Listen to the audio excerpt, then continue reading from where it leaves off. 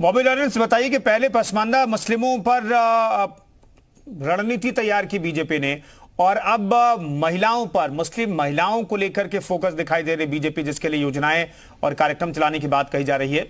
क्या इन सबसे फायदा बीजेपी को मिलेगा क्या? क्योंकि हम राष्ट्रीय स्तर पर देखते हैं जो महिला टोटल वोटर्स है उसमें करीब 8% बीजेपी को वोट मिले हैं 2019 के चुनाव में।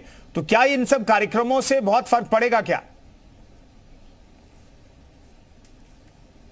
सबसे पहले तो मैं आपको अभिवादन करता हूं और आपके दर्शकों को अभिवादन करता हूं। अगर मैं बताना चाहूंगा कि जो जनरल क्लाजेज एक्ट है और भारतीय संविधान, उसके अंतर्गत न तो अल्पसंख्यकों की कोई निश्चित परिभाषा दी गई है, न अल्पसंख्यकों का निर्धारण करने हेतु कोई परीक्षण है। अनुच्छेद 29(1), 30, 350 ए और 350 बी में अल्पसंख्यक शब्दावली का प्रयोग किया गया है। और मैं थोड़ा सा शॉर्ट में बताना चाहूंगा, एम पेट्रोनी वर्सेज ईसी केशवा के केस में 1964 AIR 1964 में सुप्रीम कोर्ट ने कहा है कि किसी राज्य की जनगणना का 50% से कम धार्मिक या भाषाई अल्पसंख्यक समुदाय माना जाता है। अब मैं आना चाहूंगा कि अल्पसंख्यक वास्तव में है कौन। तो 6 जातियां रिकॉग्नाइज हैं, जो है नेशनल माइनॉरिटी कमीशन एक्ट 1992 के सेक्शन 2C में रिकॉग्नाइज 6 जातियों को किया है, जिसमें जिसमें मुस्लिम, सिख, बुद्ध, पारसी, ईसाई और जैन को भी 2014 में शामिल किया गया। अब ये जो भारतीय जनता पार्टी का, मोदी जी का जो ये जो अल्पसंख्यक है ना, ये केवल मुस्लिमों तक सीमित है। इसमें क्रिश्चियन कहीं नहीं है, पारसी कहीं नहीं है, सिख कहीं नहीं है, जैन कहीं नहीं है। अब देखिए बात भी आ रही है तो पसमानदा मुसलमानों की बात आ रही है। क्रिश्चियन कम्युनिटी से चूंकि मैं खुद आता हूं, मैं थोड़ा सा बताना चाहूंगा आपको कि यहां देश में आबादी जो क्रिश्चियन कम्युनिटी की है वो करीबन 2.3 2011 तक की जो जनगणना है उस आधार पर लगभग 3 करोड़ उस समय थी, जो है। ईसाइयों के, जो कि अल्पसंख्यक समुदाय में है, उनके उत्थान के लिए कौन से कार्य किए? अभी हमारी बहन अनिला जी कह रही थी, इनकी बात से तो ऐसा लग रहा था जैसे राम राज्य आ गया हो, जो है, जबकि वास्तविकता धरातल पे ऐसा तो कुछ नहीं दिख रहा है। क्रिश्चियन के वेलफेयर के लिए कौन कौन से काम हुए? मैं अनिला जी से पूछना चाहता हूं, क्या प्रतिनिधित्व, अगर 2.3% किसी की आबादी है तो क्या उसको प्रतिनिधित्व तो नहीं मिलना चाहिए लोकसभा में या राज्यसभा में? कितने लोगों का प्रतिनिधित्व मिल पा रहा है? और यहां तक कि जो 2 सीटें एंग्लो इंडियन के लिए भी होती थी, वो भी मोदी जी ने संविधान संशोधन के द्वारा, वो भी 104 संविधान संशोधन के द्वारा वो भी खत्म कर दिया। तो कौन सी अल्पसंख्यक की बात करती है? बीजेपी केवल मुस्लिम अल्पसंख्यक की बात करती है। अगर आप जो बीजेपी की परिभाषा में अल्पसंख्यक है, बीजेपी नहीं, मुस्लिम आता है। नहीं, बीजेपी नहीं, तमाम जो राजनीतिक दल हैं वो मुस्लिमों को ही अल्पसंख्यक मानते हैं। बाकी आपने कहा कि भाई क्या ईसाइयों को नहीं मानते हैं? दरअसल वोट बैंक, वोट कितना है किस कम्युनिटी का, वो इंपॉर्टेंट है, और कितनी सीटों पर इंपैक्ट डालता है वो इंपॉर्टेंट है। अब कहिए।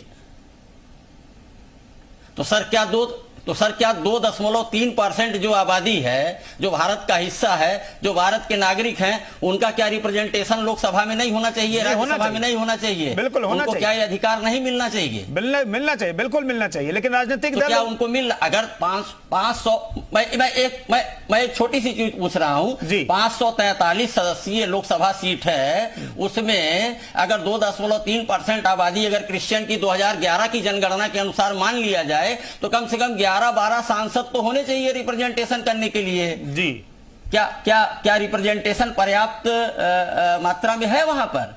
बिल्कुल नहीं है।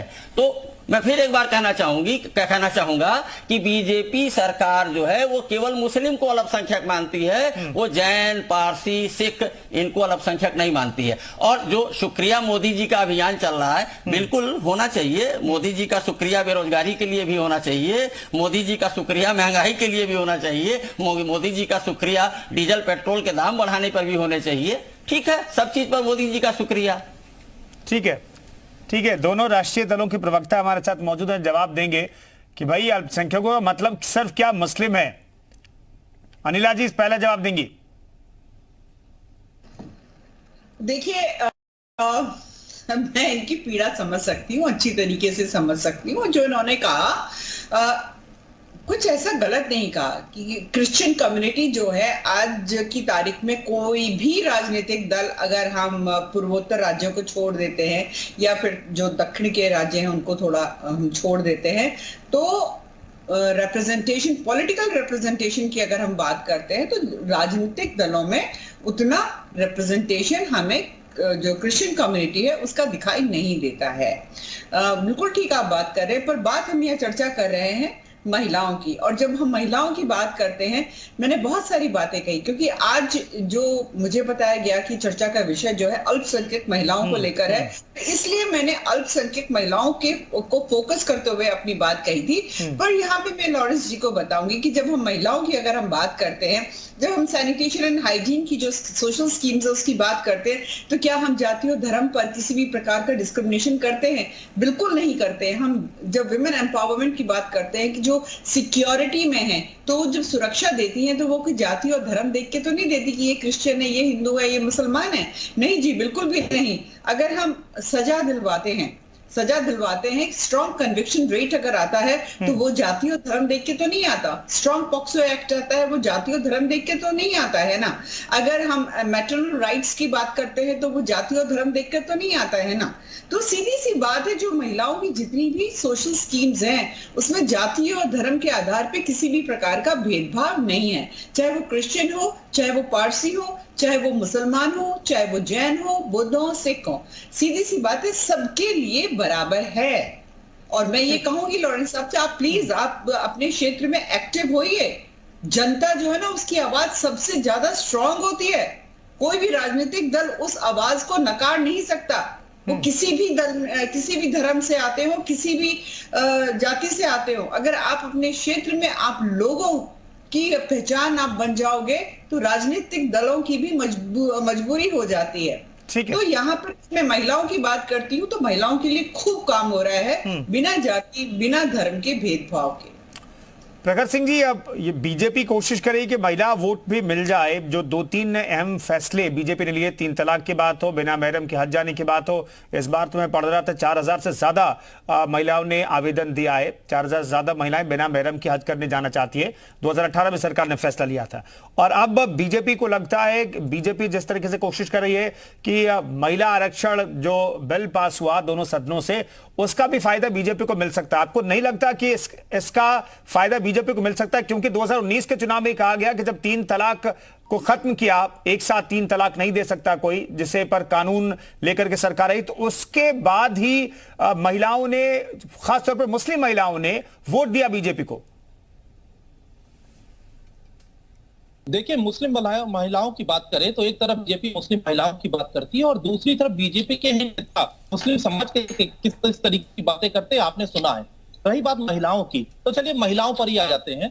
महिलाओं की बात कर रही थी बीजेपी प्रवक्ता, तो महिलाओं के लिए इन्होंने ये हालत कर रखी है कि वो 1000 रुपए से ऊपर का रेट है सिलेंडर का आज के टाइम पर। महिलाएं झेल रही हैं। कांग्रेस पार्टी की राजस्थान की सरकार 500 रुपए में सिलेंडर दे रही है अपनी महिलाओं को। अब महिलाओं की बात करते हैं तो महिलाओं की इन्हीं की लीडर, इनकी एक बड़ी लीडर अमेरिका के कहती है कि हम यहाँ के लोगों को 13 रुपए की चीनी देंगे। नहीं, उनका पता नहीं है। किसी और टॉपिक पर होता है तो बहुत तेज बोलती हैं। महिला उत्पीड़न की बात आती है तो किसी भी बीजेपी के लीडर से, महिला लीडर के मुंह से आवाज तक निकलती है। मणिपुर की जब घटना होती है महिलाओं की, तो किसी बीजेपी की बड़ी लीडर ने मुंह से आवाज तक नहीं निकाली। इनफैक्ट बीजेपी पार्टी ने विसल ब्लोअर कि ये वीडियो कहां से आया, उस पर कार्रवाई करने की बात करी। तो महिलाओं के लिए बात करना ये छोड़कर हमारे देश की महिलाएं बेरोजगारी की चरम सीमा को झेल रही हैं, महंगाई की चरम सीमा को झेल रही हैं। उनके भाई बेरोजगार है, उनका बेटा बेरोजगार है और महंगाई की मार से दबी हुई हैं। इसीलिए इनका कोई भी शब्द महिलाओं के लिए बिल्कुल इन पर सूट नहीं करता। महिलाओं की बात करती हैं, महिला कानून की बात करती हैं, तो आप आइए, ज्यादातर बीजेपी के अगर आप रेट देखिए तो बीजेपी लीडर्स पर जितने एलिगेशन लगे हैं और जितने कन्विक्शन हुए हैं वो ज्यादातर लीडर्स बीजेपी के हैं, किसी और पार्टी की अपेक्षा। अभी बृजभूषण सिंह जी का केस है। बृजभूषण सिंह पे क्या हुआ था? बच्चियां सड़क पर बैठी हुई थी और यही सरकार मूर्ख दर्शन बन के बिना अंधे और बहरे की तरह बैठी हुई थी। क्या हुआ? क्या कार्रवाई करी आपने? कोर्ट तो कार्रवाई करेगा, मगर सरकार होती कार्रवाई करने के लिए। तो इसलिए बीजेपी के मुंह से महिला नहीं, तो उस मामले में तो जांच भी हुई सर, पुलिस जांच कर रही है, कई दौर की पूछताछ हो गई है, FIR हो चुकी है। टाइम लगा FIR नोट हाँ ठीक है, कितना टाइम लगा? FIR हो गई थी क्या? नहीं ठीक है, बाद में हुआ, बाद में हुई FIR। चला, इससे